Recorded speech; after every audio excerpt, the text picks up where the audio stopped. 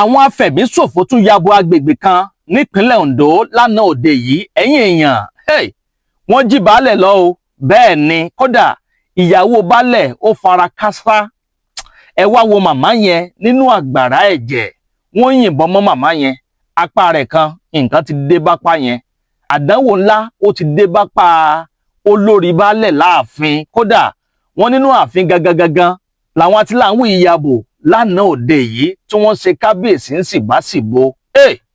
Ẹ wá wo baálẹ̀ tí jànàjànà dé bá baálẹ̀ nínú ìlú. Nǹkan ti dé bá wa lórílẹ̀‐èdè Nàìjíríà. Ẹ̀yin èèyàn, ẹ dákun dábọ̀ ẹ súnmọ́ bí o. Ẹ tún wá fetí gbéyàwó ọ̀rọ̀ o, torí pé kí ni ó ń bọ̀ báyìí. Àwọn náà là ń dẹ́ẹ̀dẹ́ o. Kò kí ń ṣe ìgbà àkọ́kọ́ rèé tá à ń gbọ́ pé wọ́n jí kábíyèsí gbé àbí wọ́n jí baálẹ̀ gbé. Ìṣẹ̀lẹ̀ yìí ti ń ṣẹlẹ̀ nípínlẹ̀ Ondo kò kí ń ṣòní o. Ẹ wò ó, agbègbè bó gangan ni wọ́n ti sọsẹ́ lánàá òde yìí. Ẹ̀yin èèyàn mi, ẹ dákun dábọ̀ ẹ súnmọ́ bí, ẹ bá ń wá nǹkan fìdílé tàbí kẹ́ fìdílé nǹkan kẹ́ tún wá fetí gbéyàwó ọ̀rọ̀. Mo kí gbogbo ẹ̀yin olólùfẹ́ ìkànnì Àdàbà tẹlifíṣàn pátápátá káàkiri àgbáyé níbi tẹ́ ti láǹfààní láti máa gbọ́ wa. Ẹ kú ọjọ́ ìsinmi òní. Ṣé rọ́ṣẹ̀ tá wọnú rẹ̀ yìí lágbára Ọlọ́run Ọba Èdùmàrè, àní gbọ́ròyìn aburú síra wa o.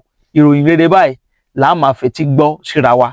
Ẹ ní bọ́ sọ́wọ́ báńdíìtì o, èmi náà ò ní bọ́ sọ́wọ́ báńdíìtì. Tẹbí tará níbi tá pẹ́ka dé, tata gbòǹgbòdé lágbára Ọlọ́run Ọba Èdùmàrè, àní bọ́ sọ́wọ́. Ẹ bá ń ṣàmì àdúrà, kẹsì bá ń gbé tọ́ àdúrà mi.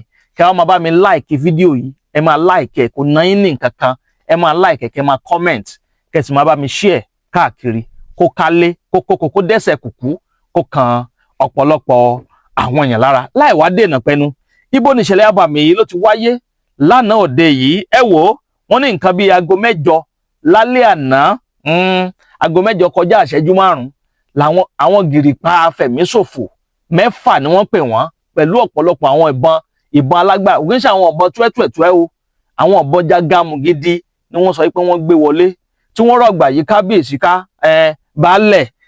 baálẹ̀ odò oríyá community ní Ọ̀wọ̀ local government area nípínlẹ̀ Ondo. Wọ́n ti jí bàbá yẹn gbé lọ. Ó lè ní agbára wò ẹ̀yin èèyàn, ó ní agbára. Ìyàwó baálẹ̀ yẹn òun náà tún wá fara kásá, ó fara kó nǹkan. Bóyá bí tó ti ń drag pẹ̀lú wọn ni tí ò fẹ́ kán gbọ́kọ̀ ẹ̀ lọ, bó ń ṣe yìnbọn sí màmá yẹn nìyẹn. Ọlọ́run ló ṣe tó yẹ pé apá ni ìbọn yẹn ti bá màmá yẹn o, tí ò lọ bá lágbárí àbí kó bá láyà àbí kó bá lọ́kàn, kò bá ti jọ́ lọ́hún pè báyìí. Àmọ́ despite that náà, ẹ wá wo màmá yẹn nínú àgbàrá ẹ̀jẹ̀. Ọpẹ́lọpẹ́ àwọn tí ń bẹ ládùúgbò tó jẹ́ pé lọ́gán táwọn afẹ̀míṣòfò yẹn kù lágbègbè yẹn tán báyìí, wọ́n sáré ya wá bẹ̀ tí wọ́n sáré gbé màmá yẹn dìgbàdìgbà tí wọ́n gbé lọ sí ilé ìwòsàn tó súnmọ́ wọn jùlọ ní agbègbè odò oríyá community ní Ọ̀wọ̀ local government area nípínlẹ̀ Ondo. Tẹ́ ò bá gbàgbé, ẹ rí i pé ọ̀pọ̀lọpọ̀ àwọn àkọlù lónírúurú ló ti ń wáyé nípínlẹ̀ Ondo. Kò kí ń ṣe ìgbà àkọ́kọ́ tàbí ìgbà ẹ̀kejì tàbí ìgbà ẹ̀kẹta lélẹ̀. Tá bá sọ pé àwọn atiláwí ti délẹ̀ Yorùbá, kò kí ń ṣe ìpínlẹ̀ Ọ̀yọ́ nìkan ni wọ́n dé o. Torí àwọn ọmọ tí wọ́n jí gbé nípínlẹ̀ Ọ̀yọ́ lẹ́nujọ́ mẹ́ta yìí, òun ló jẹ́ káriwó tàn kálé tó tàn kókó, tó fi di pé ọ̀pọ̀lọpọ̀ àwọn èèyàn bẹ̀rẹ̀ sí ní jáde tí wọ́n ṣe ìwọ́de ìfẹ̀hónúhàn fáwọn ọmọ tí wọ́n jí gbé ní Oríire local government area nípínlẹ̀ Ọ̀yọ́, pé ìjọba gbọ́dọ̀ ti lọ gbà wọ́n lẹ̀ ní kíákíá. Àìmọye àwọn tí wọ́n ti jí gbé tẹ́lẹ̀, torí pé àwọn lè jẹ́ ọ̀rọ̀ àwọn ọmọ tó lọ́rọ̀ ọmọ nú ló fi dàbẹ́ ni pé wọ́n mú lọ́kùnkúndùn. Ìgbà wo làwọn ìjọba wa lórílẹ̀‐èdè Nàìjíríà ló tó fẹ́ jí kúrò lójú oorun, kán yé sùn, kán gbé ìgbésẹ̀ tó yẹ kí wọ́n gbé? Kí láǹfààní ẹni tá a fi jẹ́ ìyàwòdì tí ò lè dáàdì ẹ gbé? Kí lààrẹ Bọ́lá Ahmed Tinubu ń ṣe? Kí làwọn ọmọ ológun wá ń ṣe? Kí ni wọ́n ń ṣe táwọn afẹ̀míṣòfò yìí tí wọ́n sì fẹ́ gbé orílẹ̀-èdè mú wa lọ́wọ́ tán? A gbọ́dọ̀ tètè jí lójú oorun o. Ẹ wò ó, ọ̀kan ló ṣẹlẹ̀ yìí o. Ṣé ẹ rí báyẹn? Àwọn ọlọ́pàá ìpínlẹ̀ Ondo, ìyẹn àwọn alukoro ọlọ́pàá nípínlẹ̀ Ondo, ó ti jáde wá sọ̀rọ̀ lórí ọ̀rọ̀ yìí. Kí lohun tó sọ? Ó confirm ẹ̀ pé lótìtọ́ àti lódodo níṣẹ̀lẹ̀ abàmì yìí ló ṣẹlẹ̀ ní alẹ́ àná. Bẹ́ẹ̀ sì ló confirm pé àwọn 6 làwọn afẹ̀míṣòfò tí wọ́n lọ sí ààfin baálẹ̀ lánàá òde yìí ní nǹkan bíi aago 6 ó kọjá ìṣẹ́jú 5 ní alẹ́ àná ni wọ́n sọ pé àwọn atiláwí yìí ni wọ́n ya bo agbègbè yẹn, wọ́n sì ní pé wọ́n ti gbé baálẹ̀ wọ́n gbé wọnú igbó lọ kódà àwọn ọlọ́pàá yẹn ti bẹ̀rẹ̀ iṣẹ́ lójú ẹsẹ̀ ẹni tó jẹ́ divisional police officer ìyún DPO tí ń bẹ ní B division ní ìpínlẹ̀ Ondo lọ́hùn wọ́n ní pé lọ́gán ló ti sáré pé àwọn combat team ẹ̀ pé kán ètè kan lùgbó kán lùgbẹ́ báyìí kán bẹ̀rẹ̀ sí ń wá àwọn afẹ̀míṣòfò yẹn kó sì rí dájú pé wọ́n dóòlà ẹ̀mí baálẹ̀ tí wọ́n gbé wọnú igbó lọ bẹ́ẹ̀ sì ni ẹni tó jẹ́ commissioner of police nípínlẹ̀ Ondo òun náà tí ó sáré ta àwọn tactical unit ẹ̀ ó ta àwọn olólobó kán gbéra pa pé kí wọ́n gbéra pa ńlẹ̀ báyìí kán lùgbó kán lùgbẹ́ kán rí dájú pé wọ́n dóòlà ẹ̀mí baálẹ̀ kí lorúkọ baálẹ̀ tá à ń sọ̀rọ̀ nípa èyí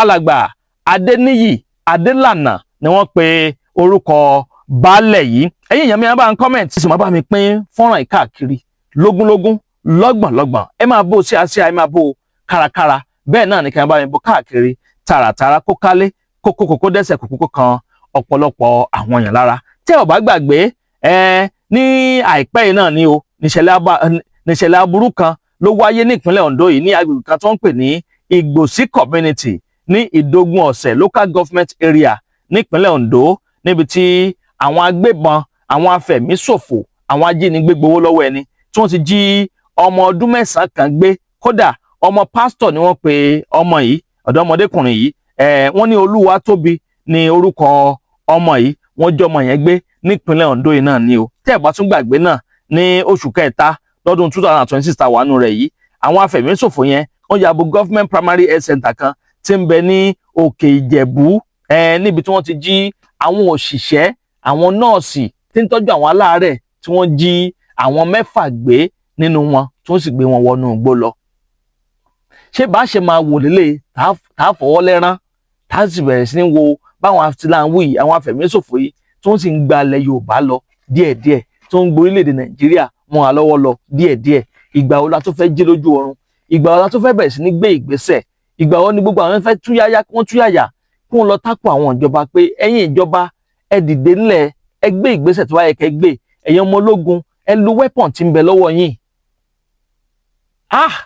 Orílẹ̀-èdè Nàìjíríà àánú ṣe mí fórílẹ̀-èdè yìí Ọlọ́run ọba Èdùmàrè kó tètè bá wa kó sínú àwọn olórí wa àwọn olórí tó bá sì lè ṣe náà kọ́lọ́run jẹ́ kó ń kó ń bẹ káwọn ẹlòmíì tó bá lè ṣe kó ètì débẹ̀ kó ń dòòlà ẹ̀mí orílẹ̀-èdè yìí kó orílẹ̀-èdè wa má lọ dàbí ti Libya torí ibi tó ń bá wa dé báyìí ó ní agbára ó ní agbára ẹ̀yin yàn mí ìlérí tí wà làwọn amúṣẹ gẹ́gẹ́ bá lè ṣèlérí fún yín pé àníjẹ́ kójú yín fọ́ bẹ́ẹ̀ náà láti jẹ́ kí ti yín di sí gbogbo àwọn ìṣẹ̀lẹ̀ tí bá ń ṣẹlẹ̀ káàkiri ilẹ̀ wa pàápàá jùlọ nílẹ̀ Yorùbá tiwa ń bí ẹ̀yin tẹ́ ò tí ì follow wa àbí ò tí ì subscribe ẹ bá ń tẹ follow button tàbí subscribe button tí ń bẹ nísàlẹ̀ fọ́nrán yìí bẹ́ẹ̀ ni aago kélébé kan náà ń bẹ ń bẹ notification bell ni wọ́n ń pè ohun gangan ní ó máa ta yín lólobó ní gbogbo tàbá ti ń ju fọ́nrán sórí ìlàyé ẹ ṣeun tẹ́ ń gbọ́ wa ẹ kú kalẹ̀. Fetosísìn ó kájú ẹ̀ tẹ́ bá gbọ́ ó kájú ẹ̀ kí là ń sọ̀rọ̀ ń parẹ́ èyí ni láti dènà gbogbo àrùn tí èèyàn bá kó nípasẹ̀ ìbálòpọ̀ tàbí níbi tí èèyàn ti lọ ṣe ìgbọ̀nsẹ̀